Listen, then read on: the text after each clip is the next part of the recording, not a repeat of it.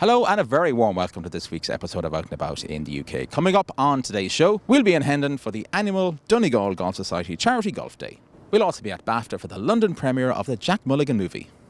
Well, as the June 23rd referendum on Britain's membership of the EU quickly comes our way, I've come along here to Canary Wharf for an event organised by Irish for Europe, which is a civic, non-political campaign for an evening with Mary McAleese, which sees the former President of Ireland set out a campaign against Britain's exit from the EU and the potential effects a Brexit would have on Ireland. David, we're here in Canary Wharf at one of the many events that you've organised in Britain to talk and to give information to the Irish diaspora here. Tell us about tonight's event. Absolutely. Well, here with Irish for Europe, we think it's very important to speak to Irish people in order to get the Irish vote out.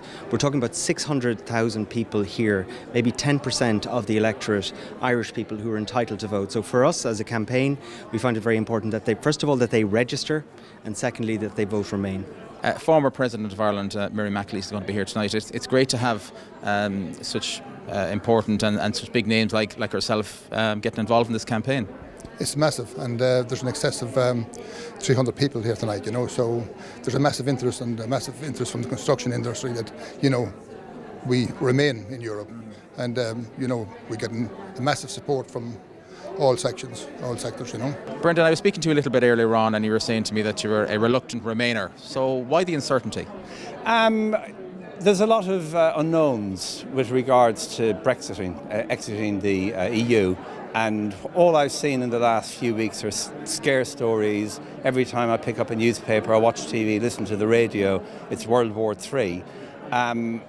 Ultimately, we need to know what the outcome will be of remaining or exiting.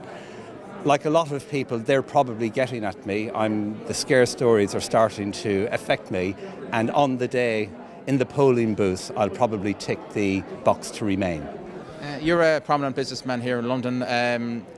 What kind of barriers would a Brexit create?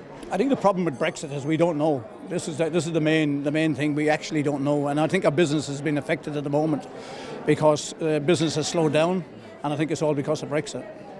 Vivian, you're one of the many thousands primary school teachers that have came from Ireland to work here in England. What's it like working in England? I find it incredibly enjoyable. I also find there's a very diverse cultural background here in London. For example, in my classroom I have children from all over Europe, a lot especially from Eastern Europe, and then from all over the world as well, obviously part of the former United Kingdom and United Kingdom. So the diversity of London really is very much in line with your way of thinking? Yes, I love it, and I think it's really important, in fact, for all children and citizens. It teaches a lot of tolerance, open-mindedness. There's so much to learn from each other, and quite often it's those debates, rather than the ABCs or 1, 2, 3s in the classroom, these debates that start with children talking about their cultural backgrounds, finding similarities and differences. So many things are clarified, and to see that happening at such a young age is amazing, and I think it's a very important part of growing as an individual and as part of society. An exit by Britain from the EU would have a lot of different effects, but on your own business, what would they be? It would affect us from the import point of view because we import a lot under the American dollar. So the exchange rate, which is since the referendum came, the exchange rate as the pound has collapsed, and I feel that it would even get worse if we had a Brexit. In terms of Northern Ireland, what are the potential effects that a Brexit may have? Well, if the Leave campaign are successful in their objectives, we're talking about a definite hardening of the border. They will be leaving the single market, so therefore they will be involved in a separate customs arrangement. Therefore you have to have border checks in terms of goods crossing that border. Secondly, the Leave campaign are calling for increased migration checks, and that has to involve checking of passports. We do have a common trade agreement or travel agreement between Ireland and the UK, but the problem that arises is the French people, the German people, the other EU citizens who we're talking about a frontier with the EU, so they will be stepping out of the EU and they would need to be checked as well. So there's no way around it. We would have a hardening of the border, and that for us, in terms of the progress that has happened and the harmony of our island, that is way too much. So after this referendum, if it is a Remain or if it's an exit, do you see a bit more certainty come back to the market? If it's Remain, certainly will come to the market. If it's Brexit, I don't think anybody knows what's going to happen. Do you think if Britain were to leave the EU, is it the beginning of the end for the European Union as we know it? Potentially, because I read in the papers this morning there's been a survey across Europe, and surprisingly in France I think it was 18% decrease in support for the EU as an institution. And there are lots of issues with the EU, but if Britain was to exit, I think that might be the start of the cards folding. If people at home watching tonight want to find out more about the issues at hand, have you got a website? Yes, yeah, we're irishforeurope.com. You can find us on Twitter at Irish4Europe, and we also have a Facebook page. Well, many thanks there to Irish for Europe for inviting us along here today. Next, we're off to Bafta in Piccadilly for the London premiere of the new Jack Mulligan movie, which is the second instalment from writer and producer Andy Nolan. Well, tonight's premiere is basically it's a Bafta screening of Jack Mulligan. I worked very hard on it with Tom Begley, was director. I was director of photography. Brought together very well by Andy Nolan, who's managed to put all these favours in. An amazing cast. We've got Steve Collins, world middleweight boxing champion, plays our main villain, Dave Callanan. Newcomer Dean Smith, who's done an amazing performance, and Tom did an incredible job of, this guy had never acted before ever, and he got an amazing performance out of him. Ruth Adams, Terry Dwyer. So it's a great cast. It's there's a lot of gangster films being made, but this has got a certain authenticity about it. My condolences. Thank you. Sinead, Jack, this whole evening, this is all on me, okay? It's set in West London, it's set in Ladbroke Grove, West London, not far from Kilburn, which a lot of people will relate to, big Irish area.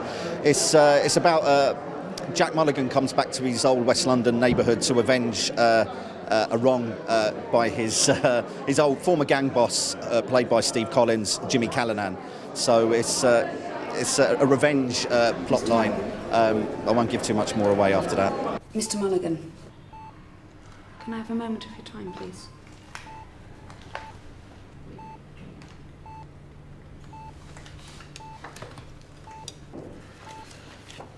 The test results showed that the trauma experienced by Louisa has caused an incomplete spinal cord injury between T8 and T9. I see this as a really good part of me. I really enjoyed doing it.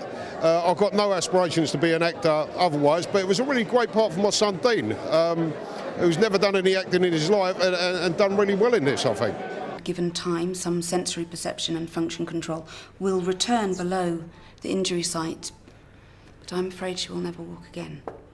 The director, Tom Begley, saw something in me. He gave me the confidence to go to the audition that he invited me to, and I went.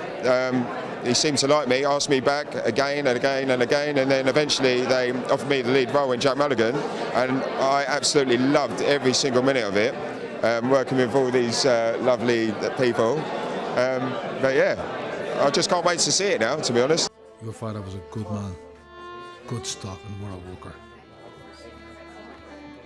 Anything you need, son, you just come to me, okay? God bless us.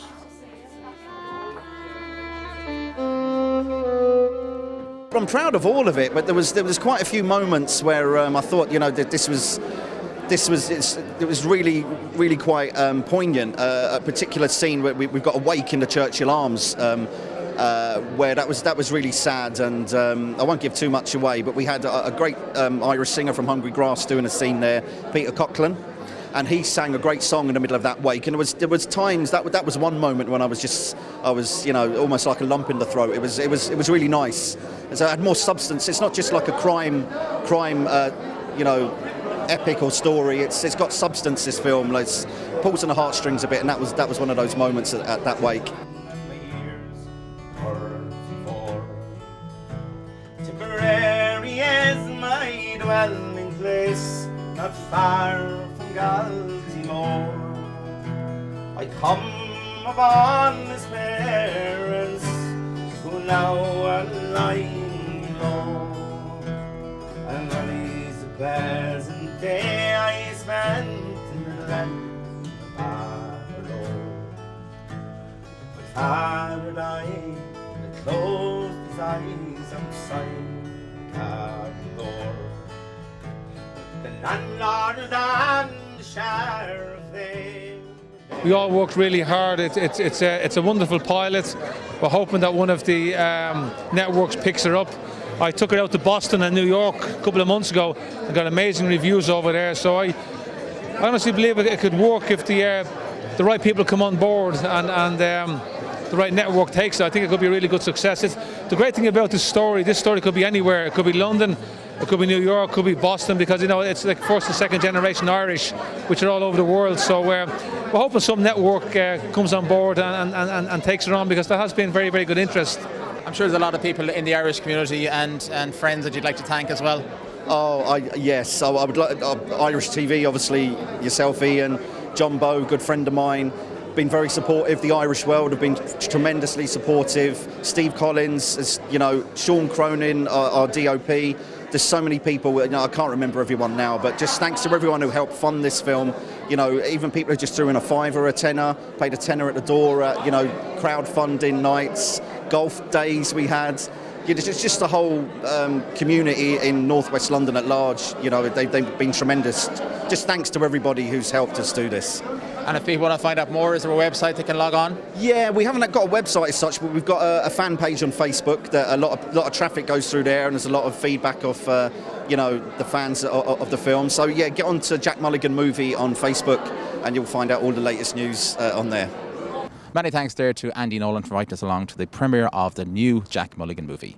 We're going to take a break right now, but do come back to us for the second half of the show.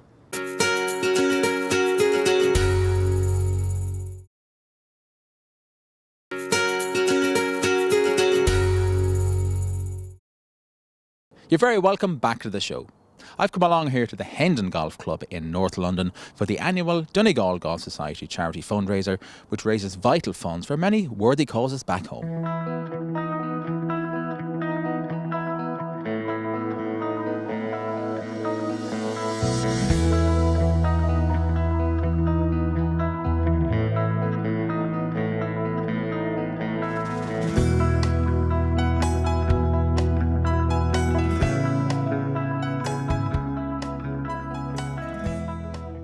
Tell us about the Donegal Golf Association. This is the 13th year we've been holding the charity golf day. It's been, we've got a committee members of 19. Donegal people range from southwest Donegal, Kilcar, Dunlow, all the way up to Mallinhead. So we do. We're in Hendon here all the time, usually around May time when the weather's good. So you mainly, the association mainly plays in clubs in North London? Yes, a lot of the members are members in clubs, but most of the people that join us on the day don't play, they're just social members. They take the day off work generously and come and join us for the afternoon, and then we have some drinks and food and some celebrations in the evening time. We helped a good few charities over the year. Donegal Hospice has been one of the main ones, and Ovarian Cancer, and Donegal, there's a cancer bus leaves Donegal going down to Galway a couple of times a week. We try to help them out, and we a lot of small community centres and different. Nobody gets a lot of money, but a lot of people gets little money. Gets a few pound, And over the years, the sum of money you've raised is quite significant. Over the last 13 or 12 years, I think we sent home over £80,000. And I think today is going to be a big success as well. I think we'll have nearly 20,000 maybe clear after paying everybody off today, That's wonderful, and the generosity of the teams, and even the generosity of the Donegal companies in London is fantastic, isn't it? They all pull together big time, all the Donegal companies in London, and it's not just all this, but it's a great day of getting everybody in Donegal together here. We'll have about 150 people here tonight for the function, and it's all Donegal people telling stories, and you know yourself how it goes, Mark, a huge amount of organisation went into today's event. Yes, it's been organised since Christmas. We've sent out letters to lots of companies in London, Donegal companies. We invite them along today. We normally invite about 30 companies, and we get a great response.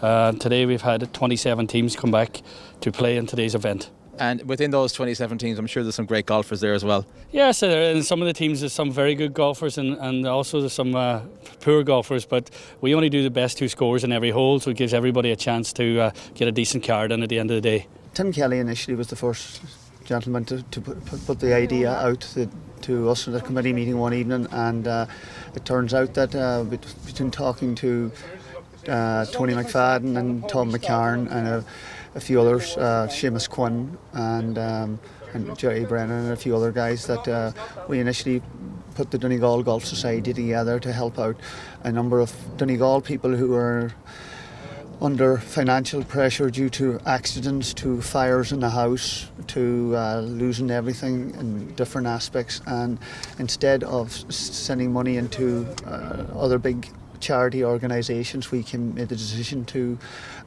give a small amount, a couple of thousand maybe, to get them going, or keep them living, really, in a sense, and being able to buy the main important things to keep the family going until their insurance claim came through, or to just help them along the way. And it just stemmed from that then, and the numbers grew from 4 or 5 to, I think it's about 20 now, all over Donegal, really, in all honesty. And since then it's been going from strength to strength.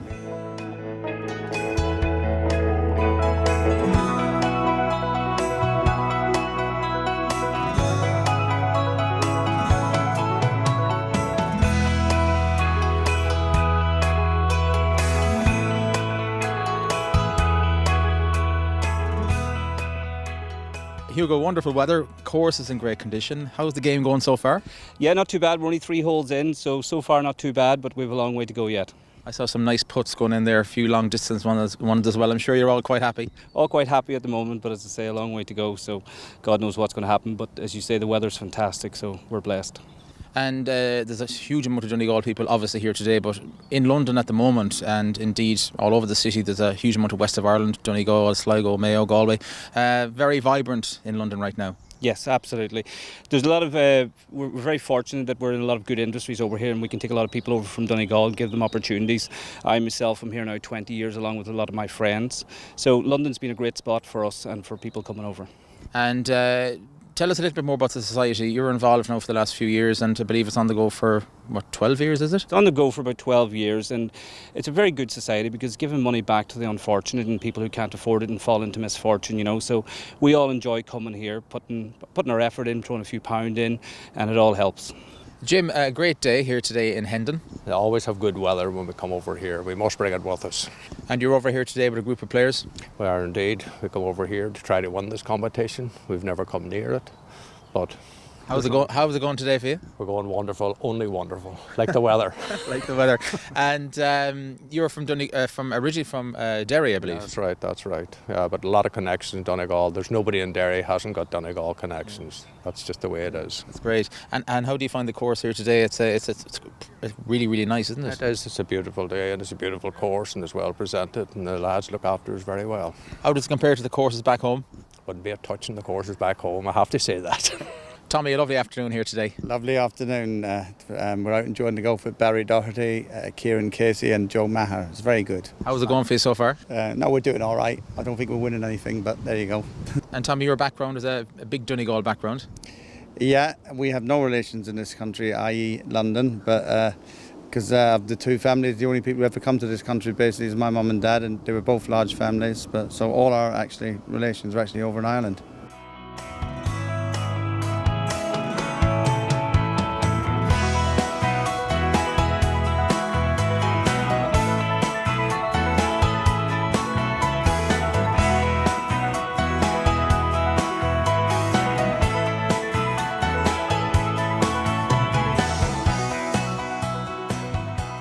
Dermot, you're the captain of the team with the two boys. You're having a great day. Having a marvellous day so far. We're losing, unfortunately, we're playing the other two guys and we're losing a bit of money, but you know it's all going to a good cause, I hope. And you're originally from Donegal? We're originally from Donegal, a little village called Frosses, County Donegal. Great atmosphere here today in Hendon. Fabulous, really fabulous, yeah. We're delighted to be here. It's sponsored by the Kelly Group, whom we're, I hope, representing royally. There's a huge amount of Donegal people in business here in London. You're in business yourself? I am, yeah. I've got my own web design company, so Yeah, and again, thankfully for the Irish support, you know, everybody keeps each other going here, so it's quite a good thing to go. So traditionally, west of Ireland counties like Donegal down to Mayo, Galway, the people from those counties would have been traditionally involved in construction. I know obviously there's a lot of people here involved in construction, but you're involved in web design. Is there many people of your generation involved in different industries? Yeah, well, you do notice that there's a lot, especially in the information, IT, all that support, technical, because obviously the education system in Ireland was based around that for a lot of years now, so it's getting bigger and busier, and of course all these industries need the information and the technology and web services, social media, and of course like yourselves, television is just a great way of communicating and getting your business across. So yeah, it's we have noticed like it's not just construction, groundworks, people have got everything. So like these events as well, you get to meet more and more people like that, and share business ideas also, Well, I'm representing the Donegal Golf Society here today. Delighted to be among all these Donegal people. They're a fabulous association and a fabulous society, and they raise an awful lot of money for charity throughout the year. And I'm just delighted to be here in Hendon today. And they have a huge turnout. They have 30 teams playing for them. So just support them in any way we can, because they always support the Mayo Association as well. And it's great to see the counties working together. It is, yeah. There are three. Donegal is probably one of the biggest county associations. Mayo is very big, Kerry is very big, and yeah, we all work together. And we go to their football matches, we go to theirs, and hopefully we'll be meeting Donegal in the semi-finals, and then hopefully Kerry or Dublin in the All-Ireland final.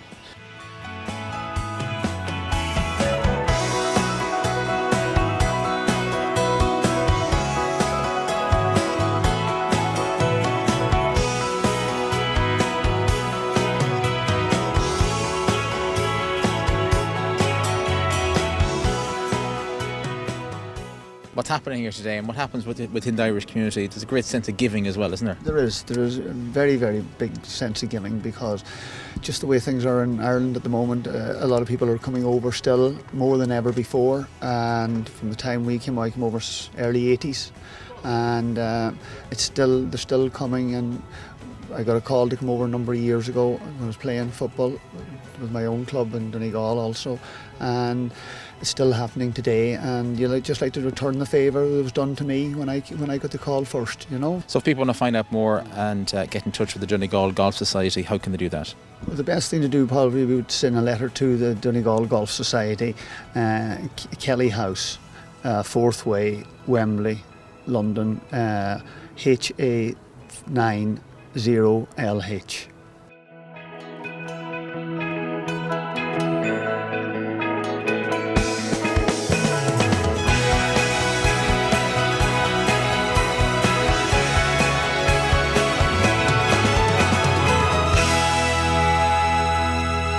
Well, many thanks there to Peter McGinley and all the board members of the Donegal Golf Society for inviting us along here today.